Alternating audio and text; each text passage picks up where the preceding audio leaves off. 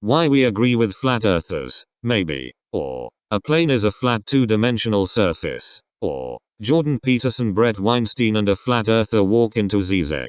For the algorithm. By Thistbot. To begin, we should define what flat earthers believe. That way we will be able to more easily explain our agreement. How should we define what flat earthers believe? Easy. By consulting the internet, which is always accurate. Wikipedia defines flat earth as follows. The flat earth model is an archaic and scientifically disproven conception of Earth's shape as a plane or disk. Okay, little harsh there. It seems the well-rounded minds contributing to Wikipedia have even evoked the science. We think it is fair to say in the face of all this the science. This is not what flat earthers believe. We think it is fair to say if we throw out all the science and the ad hominem, we might have something. Let's give it a shot. The flat earth model is a conception of Earth's shape as a plane or disk. There, that's better. We think it is fair to say that flat earthers believe this, or something approximating this. Now why do we agree with this maybe? First, we think it's only right that we point out we completely agree with this.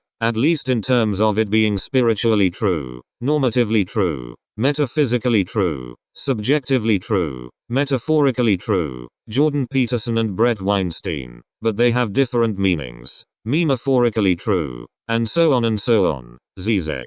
Now for the easy part. Because we also agree with flat earthers. Maybe. In terms of science. How is it we do this? Easy. Physics. No, not string theory, that's a religion. Instead we will look at the holographic principle, which may involve string theory. What is the holographic principle? The good people at Vox, who wrote an article titled, How to Argue with Flat Earthers, but Not Necessarily Convince Them, also wrote an article titled, Some Physicists Believe We're Living in a Giant Hologram, and It's Not That Far-Fetched. They go on to describe the holographic principle as follows. Quote, the idea isn't that the universe is some sort of fake simulation out of the Matrix, but rather that even though we appear to live in a three-dimensional universe, it might only have two dimensions. It's called the holographic principle. Interesting. Did you catch that? Even though we appear to live in a three-dimensional universe, it might only have two dimensions. Let's take a closer look.